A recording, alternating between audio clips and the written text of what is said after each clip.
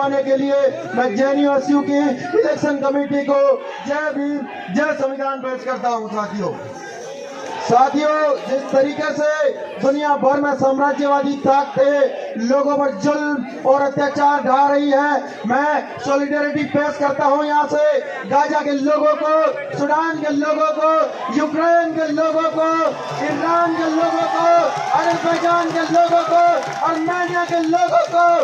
साथियों, जिस तरीके से इजराइल के द्वारा गाजा में जिनोसाइड किया जा रहा है, मैं कंडेम करता हूं इजराइल को और कंडेम करता हूं तमाम साम्राज्यवादी ताकतों को इस मंच से। साथियों, जिस तरीके से इस देश में पॉलिटिकल प्रिजनर्स को जेल में बंद किया गया है, सीएनआरसी पर प्रोटेस्ट करने वाले पॉलिटिकल प्रिजनर्स को इस देश में बंद किया गया है, मैं इस मंच से उमर खालिद, शर्जील इमाम, फातिमा एंड मिनार हैदर के साथ इस मंच से सॉलिडेरिटी पेश करता हूं।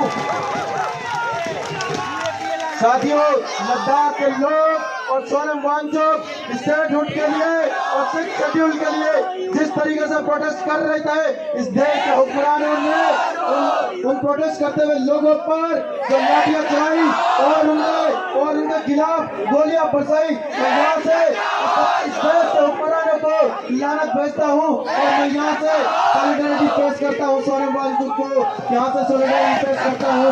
लद्दाख के लोगों को। साथियों, पंजाब इस देश का वो सूबा है जहां से किसानों के मसीहा सर छोटू राम आते हैं। पंजाब वो सूबा है जिसने किसान आंदोलन करके इस देश के सत्ताधारियों को घुटनों के बल ला दिया था। पंजाब वो सूबा है जो पूरे देश को अनाज देता है, पूरे देश का पेट अनाज से भरता है। लेकिन साथियों, जब पंजाब में बाढ़ आती है, इस देश के हुक्मरानों पर जो नहीं रहती है, पंजाब की जनता को उस बाढ़ में मरने के लिए छोड़ दिया जाता है इस देश की सत्ता द्वारा। साथियों, हिमाचल में बाढ़ हो या कोसी नदी से बिहार में बाढ़ आती हो या ब्रह्मपुत्र से असम में बाढ़ आती हो, इस देश में बीजेपी की तानाशाही सरकार है, लोगों को बाढ़ में मरने के लिए छोड़ देती है।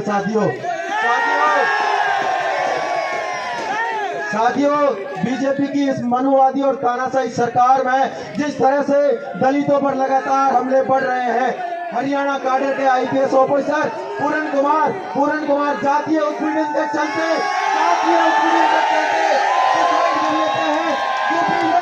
यूपी में हरिओम वाल्मीकि को पीट कर मार दिया जाता है और बोला जाता है हम बाबा वाले लोग हैं। मैं लानत पेश करता हूँ ऐसे लोगों को, ऐसे हुक्मरानों को। मुझे शर्म आती है कि मेरे देश के प्रधानमंत्री, यूपी के मुख्यमंत्री इस आदिवासी से आते हैं, इस विचारधारा से आते हैं, इस माओवादी विचारधारा से आते हैं। साथियों, बता दें, याद दिला दें कि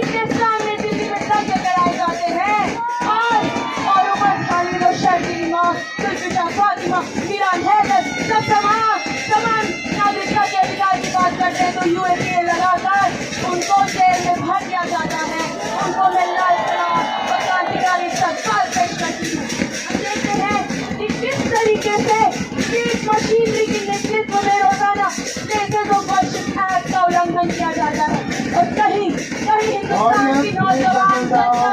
ये न पूछने लगे, ये न ढूंढने लगे कि नौकरियां कहाँ है, फल कहाँ है, फूल कहाँ है, तो मस्जिदों में मंदिर ढूंढने लगा दिया जाता है साथियों। और लेकिन हम बता देते हैं, अज़ीमुल्लाह खां के शब्दों में कहती हूँ, हम है इसके मालिक, हिंदुस्तान हमारा है और जब तक we the people of India हम जिंदा रहेंगे, तुम्हारी नफरत को बार बार उखाड़ कर फेंका जाएगा साथियों। और इनकी आंखों में झलकती हैं महिलाएं, ये कहते हैं हमारे अध्यक्ष से कि चुप क्यों हो,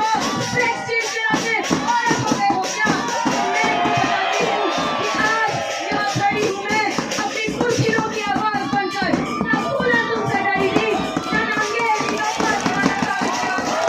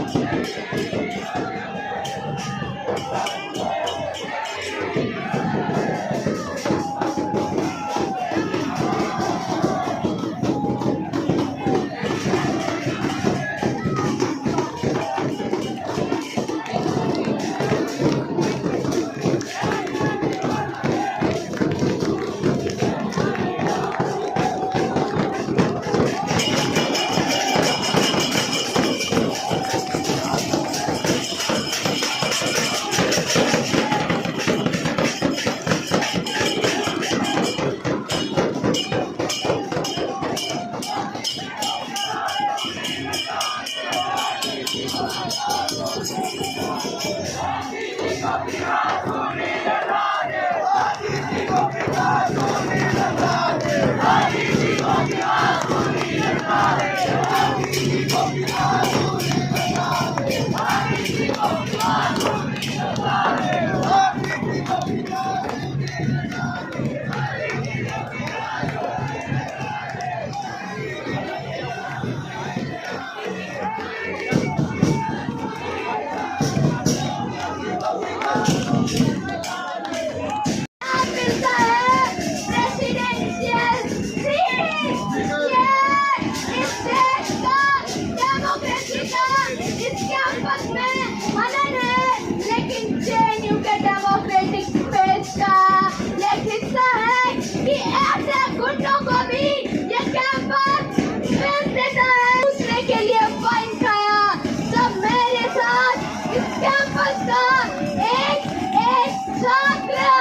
रुपए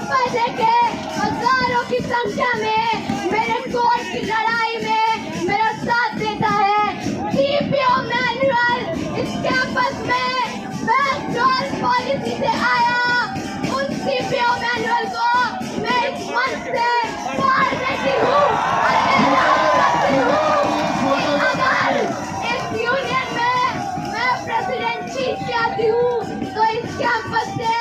यही सीपीओ मैनुअल मैं उखाड़ फेंकूंगी। साथियों, आप याद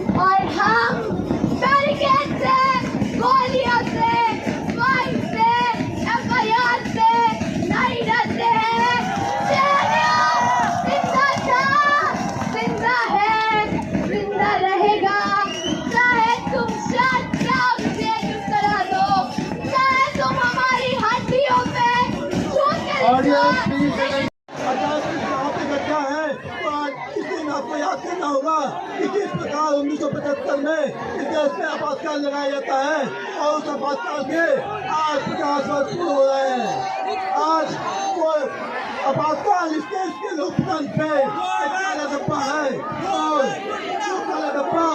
किसानों के बाद में इसलिए जरूरी हो जाता है क्योंकि इस कैंपस में इस बार पार्टी की मदद है उसने अपना साथ दिया था, उसको समर्थन दिया था।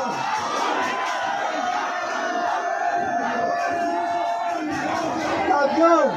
आपको समझना होगा कि किस प्रकार इस कैंपस में ये छाती करने का ढोंग करते हैं कि वही म्यांमार स्क्वायर में जब इनके वामपंथी संगठन के लोग वहाँ पे जब उनके अटैक करते हैं वहाँ के छात्रों को नजरअंदाज करते हैं तब ये वामपंथी संगठन यहाँ को समर्थन देते हैं और चाइना में बैठे हुए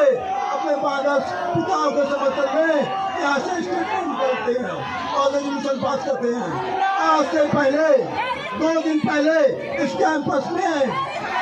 एमपी द्वारा मसाज जुलूस निकाला जाता है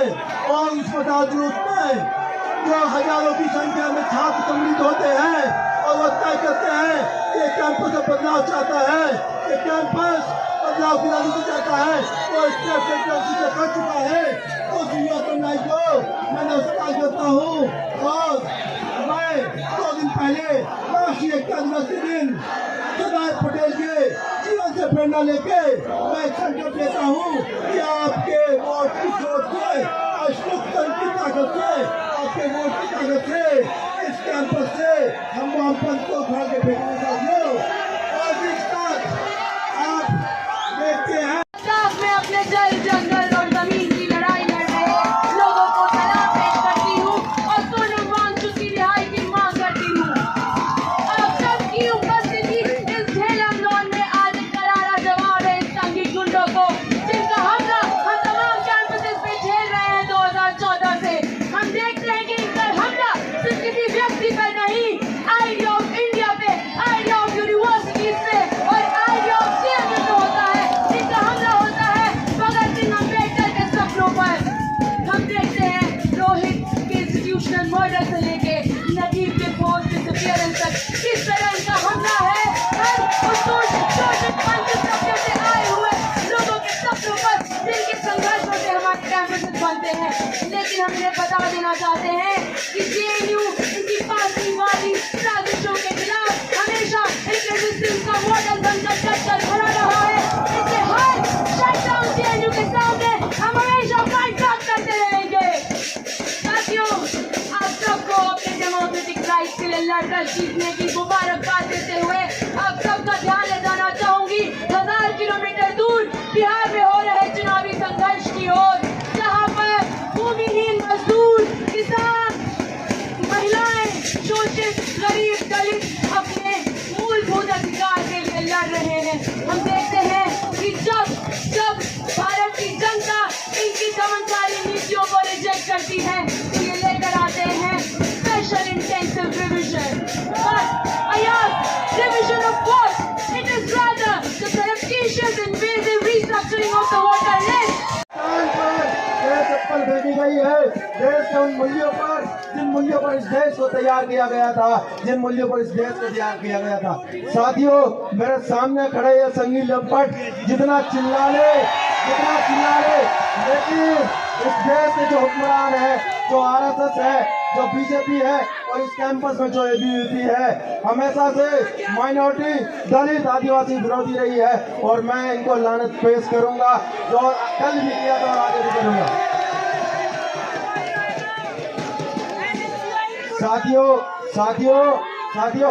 साथियों, जिस तरीके से कि बड़े साहब के तो कोई घर में बेटे नहीं है, इनके घर में तो परिवार में लोग नहीं है, तो ये पैसे किनको देंगे? ये पैसे किनको देते हैं साथियों? नितिन गडकरी के बेटों को देते हैं, अमित शाह के बेटों को देते हैं, अंबानी को देते हैं, अडानी को देते हैं।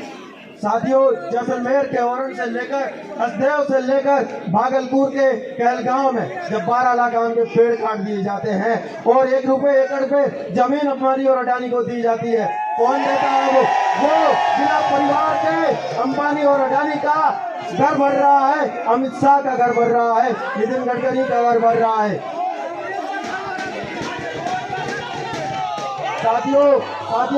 इस प्रकार इन्होंने इस कैंपस में सीपीओ मैनुअल लाया और सीपीओ मैनुअल के आधार पे इस कैंपस में छात्रों को 18 लाख से ज्यादा का फाइन देना पड़ा है और उसका